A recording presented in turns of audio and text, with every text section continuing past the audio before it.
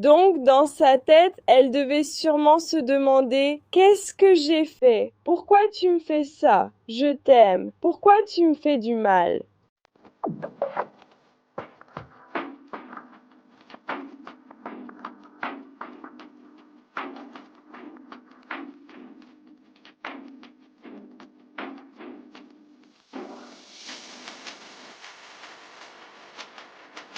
Bienvenue ou bon retour, je suis Cassie et voici A Wicked World. L'histoire d'aujourd'hui est l'une de celles qui m'a le plus choquée, même après toutes celles déjà racontées sur cette chaîne. La personne qui a pris la vie de cette petite fille, comme tant d'autres, est un monstre égoïste et il voulait simplement blesser tous ceux qu'il aime. Ceci est l'histoire de Zavia Flanagan.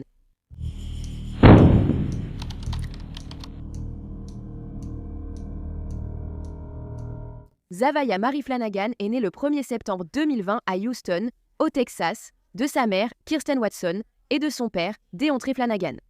Zavia était une petite fille heureuse qui riait et souriait tout le temps. Elle aimait aussi aller à l'église et chanter. On disait que Zavia apportait de la joie dans chaque pièce où elle entrait et qu'elle était aimée de tous ceux qu'elle rencontrait. Les parents de Zavia, Kirsten et Deontre, s'étaient séparés au début de l'année 2023 et Deontre le vivait très mal. Donc, le 20 mars 2023 vers 9h30 du matin, Deontre est allé chercher Zavia à sa garderie de Houston. La mère de Zavia, Kirsten, venait de déposer Zavia quelques heures plus tôt, donc c'était une récupération inattendue. Deontre et Kirsten s'étaient disputés plus tôt ce matin-là parce que Deontre avait beaucoup de mal à accepter la rupture. Et en plus de cela, Kirsten avait récemment commencé à parler à un nouvel homme et cela rendait Deontre extrêmement jaloux. Donc, après que Deontre ait récupéré sa fille Zavia à la garderie, il s'est dirigé vers Walmart, le Walmart où Kirsten travaillait, qui se trouvait à environ 45 minutes de là. Deontre a porté Zavia dans le Walmart et dès qu'il a aperçu Kirsten, il l'a prise à partie. Deontre a arraché le téléphone portable de Kirsten de sa main et a commencé à lui crier dessus qu'il avait besoin du code d'accès. Il a dit à Kirsten de lui donner, sinon il ferait du mal à leur fille Zavia. Effrayé pour sa petite fille, Kirsten lui a donné le code d'accès, mais il n'a fait que continuer à crier. À ce moment-là, Kirsten a essayé d'arracher sa fille des bras de Deontre, mais il tenait la petite de 2 ans beaucoup trop fort. Deontre a alors giflé Kirsten plusieurs fois au visage, puis il a pris sa fille et le téléphone portable de Kirsten et s'est enfui du magasin. Arrivé au parking, Deontre a sauté dans sa Camaro rouge et est parti en trombe, sans l'attacher dans son siège auto ni utiliser le moindre dispositif de retenue. Au lieu de cela, le père imprudent a installé la petite fille sur ses genoux. À ce moment-là, Kirsten paniquait et elle devait appeler la police. Elle a donc emprunté le téléphone portable de sa mère, qui travaillait d'ailleurs au même Walmart qu'elle. Peu après l'appel au numéro d'urgence, la police est arrivée au Walmart.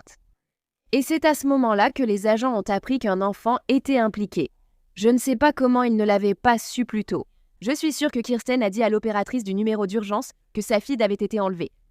Quoi qu'il en soit, dès que la police s'en est rendu compte, ils ont commencé à essayer de localiser le téléphone de Kirsten et ils ont pu découvrir qu'il se trouvait quelque part dans le quartier de Greenspoint à Houston. Des policiers de Houston ont été envoyés pour retrouver le père, qui était manifestement hors de lui. Et peu de temps après, la Camaro rouge de Deontre a été repérée par les agents du bureau du shérif du comté de Harris, près de Greens Road et de la North Freeway. Cependant, Deontre refusait de s'arrêter, ce qui a conduit plusieurs forces de l'ordre à se lancer à sa poursuite. Pendant cette course-poursuite, Deontre a fini par heurter au moins une autre voiture sur le côté, et à certains moments, il s'est engagé dans la circulation venant en sens inverse. Et tout cela avec sa fille de 2 ans assise sans ceinture sur ses genoux. Deontre a ensuite décidé d'appeler en FaceTime sur le téléphone de la mère de Kirsten. Kirsten était bien sûr avec sa mère, et il a de nouveau commencé à lui crier dessus pour obtenir son code d'accès. Elle le lui a donné plusieurs fois, mais pour une raison quelconque, cela ne suffisait pas. On aurait dit qu'il cherchait une excuse pour ce qu'il s'apprêtait à faire. Pendant l'appel FaceTime, Deontre a fait quelque chose d'impensable.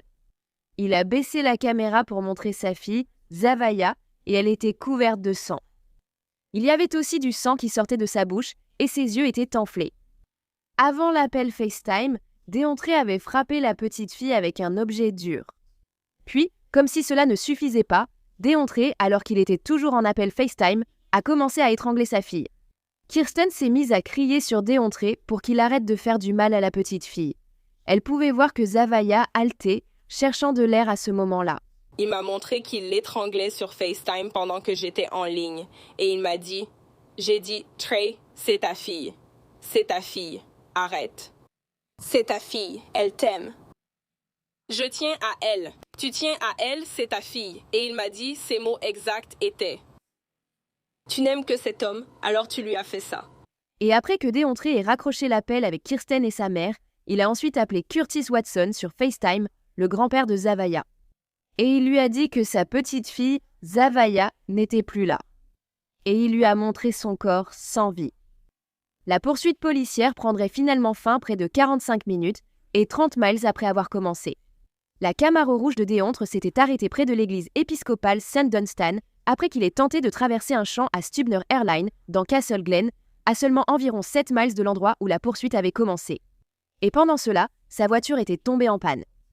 Lorsque la police a finalement rattrapé DeAndre, il a refusé de sortir de sa voiture. Alors, l'équipe du SWAT, qui avait été appelée, s'est approchée de la Camaro et un négociateur a pu parler avec DeAndre. C'est alors qu'ils ont appris que Zavaya était inconsciente. Sachant qu'ils devaient sortir la petite fille du véhicule le plus rapidement possible, l'équipe du SWAT a utilisé un dispositif de diversion et déployé une équipe d'assaut dans le but de faire sortir DeAndre de la voiture. DeAndre a été arrêté après 20 minutes de face-à-face avec l'équipe du SWAT. Et Zavaya a immédiatement reçu un massage cardiaque par les ambulanciers jusqu'à l'arrivée de l'hélicoptère médicalisé. Mais les efforts pour la sauver n'ont pas suffi. Le corps de la petite Zavaya avait subi trop de dégâts et elle a été déclarée morte après avoir été transportée par hélicoptère à l'hôpital Hermann. Zavaya avait subi des traumatismes contondants à la tête et au corps. Au début, les autorités pensaient qu'elle avait été blessée parce qu'elle avait été secouée dans la voiture pendant la poursuite. Mais la police a vite découvert l'appel FaceTime passé pendant la poursuite. Et ils ont alors compris que Zavaya avait été frappée avec un objet dur ou cognée contre un objet dur par son père. Je sais que dans sa tête, elle se demandait sûrement « Qu'est-ce que j'ai fait? Pourquoi tu me fais ça? Je t'aime. Pourquoi tu me fais du mal? » Après que la police a arrêté DeAndre, il a été inculpé de meurtre. Cependant, si l'autopsie révélait que Zavaya était en réalité morte par strangulation, il était possible que l'accusation soit requalifiée en meurtre capital, ce qui le rendrait passible de la peine de mort. DeAndre a expliqué à la police, après son arrestation, que les blessures de sa fille venaient du fait qu'elle avait été projetée contre des objets lors de la poursuite en voiture de 45 minutes. Il a nié lui avoir fait du mal intentionnellement. Ainsi, DeAndre Flanagan a été détenu à la prison du comté de Harris en tant que détenu de haute sécurité, avec une caution fixée à $1 million. Cependant, le lendemain, lors d'une audience au tribunal, le procureur a demandé au juge d'augmenter la caution de DeAndre à $5 millions. Mais l'avocat de DeAndre demandait au contraire une baisse de sa caution, estimant qu'$1 million équivalait à l'absence de caution. La juge a cependant refusé ces deux demandes, notant que même si DeAndre avait droit à une caution, elle considérait que les 5 millions demandés revenaient pratiquement à ne pas avoir de caution du tout. La juge, cependant, l'a fixé à $2 millions, et le passé criminel violent de DeAndre a également été pris en compte par la juge lors de la fixation du montant de sa caution. DeAndre avait plusieurs chefs d'accusation. Le premier datait de ses 14 ans. Il avait agressé son frère, qui n'avait que 7 ans à l'époque et qui était autiste. DeAndre avait également plaidé coupable en 2017 pour un délit de fuite lors d'une arrestation. Il a bénéficié d'un jugement différé, une mesure assez proche de la probation. Puis, 2 ans plus tard, en 2019, il a de nouveau plaidé coupable, mais cette fois pour une accusation de violence volontaire relevant d'un délit après avoir frappé sa petite amie. DeAndre a également été inculpé en même temps pour dégradation volontaire aggravée après avoir foncé avec sa voiture dans la maison de sa petite amie. Cependant, il n'a été astreint qu'à une nouvelle mesure de jugement différée. Et puis, en décembre 2022, DeAndre a été accusé de crime pour avoir tenté d'échapper à une arrestation, mais cette accusation a finalement été abandonnée parce que, comme l'ont noté les procureurs dans le dossier du tribunal, il n'existait aucun motif raisonnable. Apparemment, une vidéo de l'incident ne correspondait pas à la description donnée dans le rapport de police. Donc, DeAndre avait commis plusieurs actes répréhensibles, plusieurs crimes violents, et il n'avait jamais vraiment reçu plus qu'une simple tape sur les doigts. Et l'autre chose, c'est que Kirsten avait en fait appelé la police au sujet de Déontré à plusieurs reprises dans les semaines précédant le meurtre de Zavaya. Récemment, Déontré harcelait Kirsten, contrarié qu'elle passe à autre chose sans lui. Lors d'un incident le 15 mars, seulement quelques jours avant que Déontré ne tue sa fille, il avait fait irruption dans la maison où vivaient Kirsten et Zavaya. Zavaya était en train de prendre un bain. Déontré est entré, a attrapé sa fille et l'a sortie de la baignoire, ne lui a pas mis de vêtements ni rien, est sorti de la maison, l'a mise dans sa voiture et est parti sans dire un mot. Kirsten n'avait aucune idée d'où il était allé, ni quelles étaient ses intentions, alors elle a appelé la police. Cependant, après que la police ait pris la déposition de Kirsten sur ce qui s'était passé et qu'ils aient parlé avec le procureur, il a été déterminé qu'il n'y avait pas suffisamment de preuves pour engager des poursuites pénales contre Déontré. Le parquet a plutôt demandé au service du shérif du comté de Harris de poursuivre l'enquête, par exemple en interrogeant Déontré. Ne l'ayant pas localisé, ils ne l'ont jamais fait. Et après que Déontré ait sorti sa fille de la baignoire, il a fini par ramener Zavaya à sa mère le lendemain vers 11h du matin. Même après cela, Déontré a continué à harceler Kirsten. Le 19 mars, il lui a envoyé des messages dans lesquels il menaçait de faire du mal à leur fille. Mais lorsque Kirsten a appelé la police pour leur en parler, ils n'ont rien fait. Elle dit qu'ils l'ont éconduite et qu'elle ne pense même pas que la police l'ait crue. Ils savaient que Déontré était le père, alors ils pensaient qu'il s'agissait juste d'un conflit de garde. Kirsten a dit que la mort de sa fille aurait pu être évitée si la police avait simplement donné suite aux menaces. Elle s'est également exprimée publiquement sur l'implication ou le manque d'implication de la police, en disant « Je leur ai dit encore et encore que quelque chose allait mal tourner. Ils auraient pu essayer de le retrouver malgré son passé, mais non. Je leur ai dit « Vous allez attendre qu'il se passe quelque chose ?» Le grand-père de Zavaya, Curtis Watson, a dit que la famille avait souvent appelé la police et s'était sentie ignorée. Je me demande combien d'autres personnes dans le monde, ici aux États-Unis, font face au même problème. Ici dans la ville, ici dans l'État, nous devons nous entraider. Donc, en raison de ces allégations de la famille de Zavaya, le département du shérif du comté de Harris mène maintenant une enquête pour déterminer si les politiques et procédures de l'agence ont toutes été correctement suivies. Cela comprendra un examen approfondi de la chronologie, des images de caméra, des communications du centre d'appel et du trafic radio. Puis, en août 2023, l'accusation de meurtre contre Déontré a été requalifiée en meurtre capital et il est toujours détenu en attendant son procès. Sa prochaine comparution devant le tribunal est prévue pour le 13 février 2024. La mère de Zavaya, Kirsten, dirait à propos du meurtre de sa fille que cela fait tellement mal que quelqu'un puisse faire quelque chose d'aussi déchirant, surtout quelqu'un qu'elle aimait autant. Chaque fois qu'il venait, elle voulait juste être avec lui et aller partout où il allait.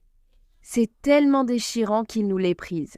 Je lui donnais son bain, on s'allongeait ensemble, on dormait ensemble, et maintenant je ne pourrai plus jamais faire tout ça. Les funérailles de Zavaya ont eu lieu le 1er avril 2023 à l'église presbytérienne Northwood à Houston, où de nombreuses personnes portaient du rose en l'honneur de la petite fille. En janvier 2025, Déontré passerait en jugement. Avant et pendant la procédure judiciaire, Déontré aurait plusieurs accès de colère.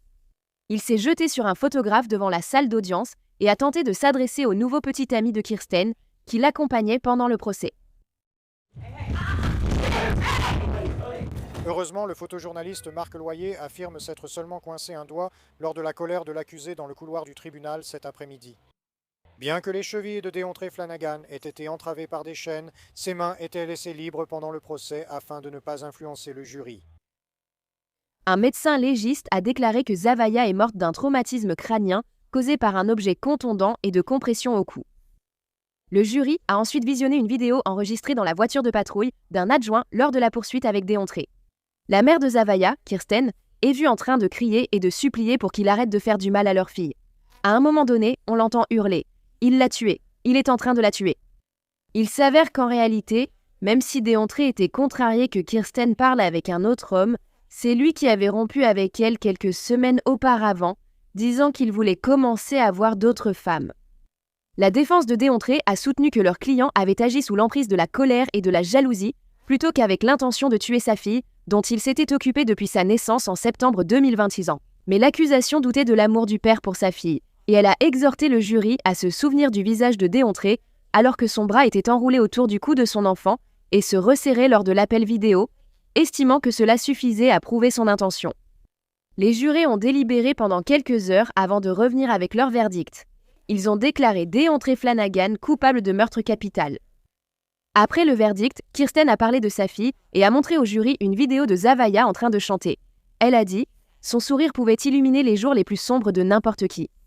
Elle avait tant de personnalité pour une enfant de 2 ans. » Le grand-père de Zavaya, Curtis Watson, a également fait une déclaration sur l'impact de la victime et il s'est adressé directement à Deontre en disant « Tu as peut-être pris son dernier souffle, mais tu ne peux pas tuer son esprit, sa mémoire ou son nom.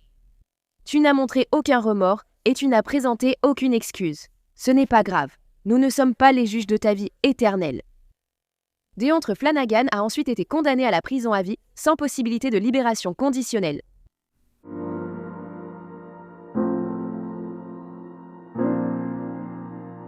Merci d'avoir écouté l'histoire de Zavaya aujourd'hui. C'est évidemment absolument dévastateur de perdre un enfant, mais le fait que la mère de Zavaya ait dû regarder sa fille être blessée et tuée est horrifiant. Je ne sais pas comment on peut se remettre d'un traumatisme pareil, mais j'espère qu'une partie de la famille de Zavaya pourra guérir d'une certaine façon. Cet homme est le mal incarné, je vous informerai de toute nouvelle dans cette affaire. Son audience au tribunal est prévue le mois prochain, une date de procès pourrait alors être annoncée. Donc, si vous aimez les histoires criminelles et que vous voulez les entendre de ma part, n'oubliez pas d'appuyer sur le bouton s'abonner ci-dessous et d'activer les notifications aussi, comme ça vous saurez quand je publie une nouvelle vidéo, ce qui arrive 2 à 3 fois par semaine. Merci d'avoir regardé Un Monde Maléfique. À bientôt, prenez soin de vous. Au revoir. Merci à tous les mécènes d'Un Monde Maléfique. Maintenant, il y a encore plus de contenu d'A Wicked World sur Patreon. Alors allez voir sur patreon.com à Wicked World ou utilisez l'application Patreon. Vous accéderez chaque mois à des vidéos exclusives et plus encore. Tout soutien aide vraiment à s'assurer que les victimes ne soient jamais oubliées et à mettre en lumière les failles de la société liées à chaque affaire. Avez-vous une suggestion d'histoire que vous aimeriez que je traite ? Si oui, envoyez-moi un email à awickedworldtruecrime@gmail.com.